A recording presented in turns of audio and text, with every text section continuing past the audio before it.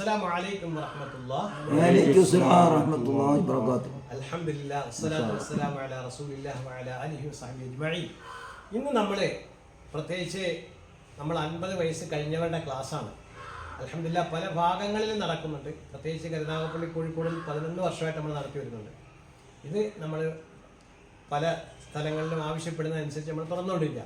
അപ്പോൾ ഇൻഷാ അല്ലാഹ് ഇന്ന് നമ്മൾ കഴിഞ്ഞ ക്ലാസ്സിൽ നമ്മൾ കുറേ അക്ഷരങ്ങളുമായി ബന്ധപ്പെട്ട് പഠിച്ചു. ഇനി നമുക്ക് അക്ഷരത്തിൽ ഒരു ചിഹ്നം നമുക്ക് പഠിക്കാം. ഒരു ചിഹ്നം പറഞ്ഞില്ല, ഹർക്കത്തുകൾ എന്ന് പറഞ്ഞില്ല, ഫത്തഹ്, കെസർ, ലം, സുക്കൂനൊക്കെ പഠിച്ചു. പിന്നെ ഹർക്കത്തുകൾ നമ്മൾ ഇതെല്ലാം പഠിക്കണം. എങ്ങനെ പഠിക്കുന്ന ഇത്രയും പഠിക്കുമ്പോൾ ഫത്തഹ്, കെസർ, ലം, സുക്കൂൻ അല്ലേ? ഇനി നമുക്ക് പഠിക്കാനുണ്ട്. ഈ ഫത്തഹ് തന്നെ രണ്ടായിട്ട് വരും.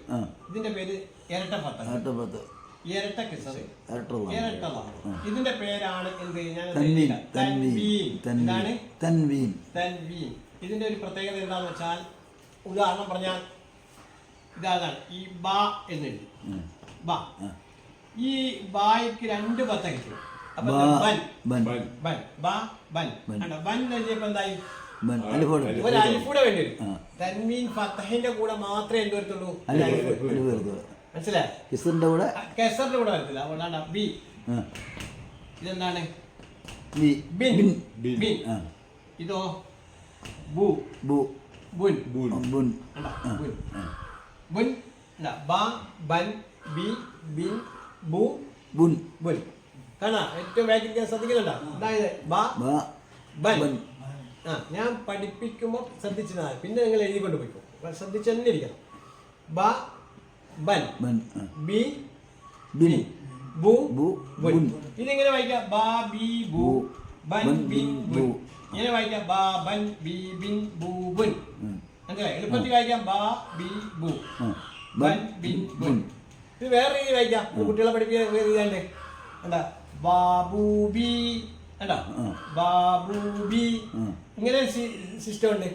കുട്ടികളെ ഈ കാരണം അക്ഷരങ്ങളുമായിട്ട് പരിചയപ്പെടുത്തല. അവിടെ വെച്ച് പാട്ടാവുമ്പോ വെച്ച് നിങ്ങളൊക്കെ വരും. ഏതാ?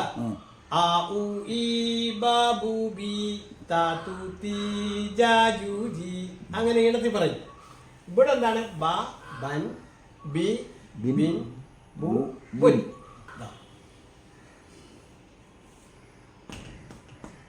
എന്താണ്? ഇതെന്താണ് പറയുന്നത്? ബൻ. ഇതെന്താണ്? ബൻ. കണ്ടോ? ബന്ന് ഷോർട്ടായിട്ട് എഴുതിയപ്പം 2 ഫത്തഹ് ഇട്ടതേ ഉള്ളൂ. പക്ഷെ അവനകത്ത് ഒരു കാര്യം മനസ്സിലാക്കണം. അതിൻ്റെ ഉള്ളിൽ ഒരു ശബ്ദം വരും. നൂനിന്റെ ഒരു നൂന് ഉള്ളിലുണ്ടെന്ന് മനസ്സിലാക്കണം കേട്ടോ. ഇതെന്താണ്?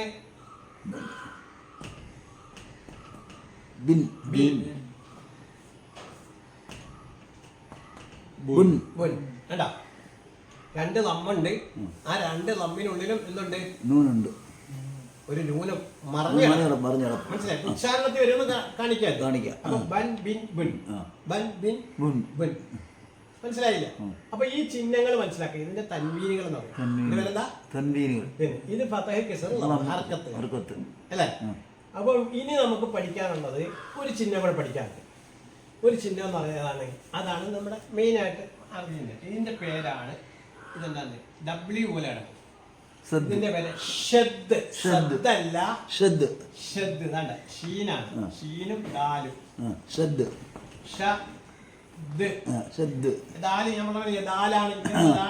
ഈ ദാലാണ് കിടക്കുന്നത്. ഈ ദാല് എന്ത് ചെയ്തേക്കാം? ഒന്ന് തിരിച്ചിട്ടേക്കാണ് ചേർത്ത് എഴുതുമ്പോൾ. മനസ്സിലായില്ലേ? അപ്പൊ ഷദ് എന്തിനാ വരുന്നത്? ഖനപ്പിക്കാൻ. ഷദ്ദെന്ന് പറയുമ്പം തന്നെ എന്തോന്ന്?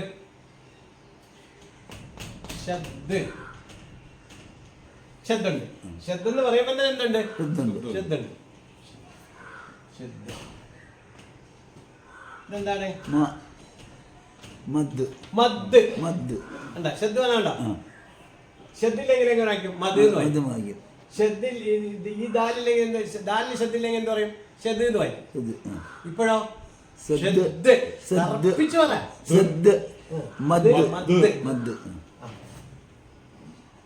ഹർഫിന് മീതെ ഷദ്ദുണ്ടെങ്കിൽ ഹർഫ് ഗണത്തിൽ പറയണം. ഷദ് പഠിക്കാൻ ജദ്ദയുമുത്ത്. നോക്ക്, ജദ്ദയുമുത്ത്. ജദ്ദ. കേട്ടാ? അടുത്തത് ജിദ്ദ. കണ്ടാ? ഷദ്ദ് പഠിക്കാൻ ജദ്ദയുമൊത്ത് ജിദ്ദയിലെത്തി നജ്മുദ്ദീൻ. എന്താണ് നജ്മുദ്ദീൻ? നജ്മുദ്ദീൻ എഴുതാം. ഒരു ശ്രദ്ധിക്കാനുള്ള വിഷയമുണ്ട് കേട്ടോ. ഇതെന്തായിരിക്കും? നജ്മു. പക്ഷെ ഇവിടെ ഈ ദീന് വരുമ്പോഴില്ല, അവിടെ ഒരു അലിഫ് ലാമും ഉണ്ടാവും. ഈ അക്ഷരം എന്താവും? നജ്മുദ്ദീൻ. ഈ അലിഫ് ലാമിന് ഉച്ചരിക്കത്തില്ല. നജ്മുദ്ദീൻ വേണം. എന്താണ് നജ്മുദ്ദീൻ? ഇവിടെ എന്താണ് ഈ നജ്മുദ്ദീൻ ആകുമ്പോ അലിഫ് ലാം ഉച്ചരിക്കാൻ മനസ്സിലാക്കണ്ടേ? നോക്കി ഞാൻ ചേർത്ത് എഴുതാൻ പോവാ. എന്തൊക്കെയാ? നജ്മുദ്ദീൻ. ഇങ്ങനെയാണ് അറബി കൂട്ടക്ഷരമായിട്ട് എഴുതുന്നത്. എന്താണ്? നജ്മുദ്ദീൻ. അപ്പൊ ഇനി നമ്മൾ പഠിച്ചൊരു ഭാഗമാണ്, ചിലര് പഠിച്ചിട്ടുണ്ട്. അറബി അക്ഷരം എത്ര ഉണ്ട്? 28. അതിന്റെ 14 അക്ഷരം ഷംസിയാണ്, 14 അക്ഷരം ഖമരിയാണ്. ഈ ഷംസിയ അക്ഷരത്തിൽപ്പെട്ടാണ് ദാല്. അതിനു മുമ്പ് അലിഫിൽ ലാമിൽ വന്നാൽ ഉച്ചരിക്കപ്പെടത്തില്ല. ഇൻഷാ അല്ലാഹ് അത് നമുക്ക് വേറെ വീഡിയോ പറയാം. എങ്കിലും ഈ ക്ലാസ് ഞാൻ ഓർമ്മിക്കുകയാണ്, എന്തുകൊണ്ട് നജ്മുദ്ദീൻ എഴുതുമ്പം ദാലിന് മുൻപ് അലിഫിൽ ലാമും വരണം എന്നുള്ള മനസ്സിലാക്കണം. നമ്മൾ അത് ബിസ്മി തന്നെ എടുത്ത് നോക്കാം. ബിസ്മില്ലാഹി അൽ റഹ്മാനി അൽ റഹീം എഴുതിയേക്കുന്നത്. പക്ഷെ അവിടെ അലിഫ് ലാം ഉച്ചരിക്കുമോ? എന്തുകൊണ്ട്? നമുക്ക് മറുപടി കണ്ടോ. എന്താണ്? ഇതിന്റെ അക്ഷരമാണ് ഷംസിയ അക്ഷരം. അതിന് മുമ്പ് അലിഫ് ലാമും വന്നാൽ എന്ത് ചെയ്യത്തില്ല? ഉച്ചാരണത്തില്ല. ഷംസിയായും പഠിക്കണം, ഖമരിയായും പഠിക്കണം. അപ്പൊ നമുക്ക് ഷദ്ദ് പഠിച്ചില്ലേ? അപ്പൊ ഇൻഷാ അല്ലാഹ് നാളെ ഇതിന്റെ നല്ല രസകരമായ ഒരു പാഠം എടുക്കാം ഈ ഷദ്ദിനെ കുറിച്ചുള്ള. അല്ലാഹു തൗഫീഖ് നൽകട്ടെ. ആമീൻ യാ റബ്ബൽ ആലമീൻ.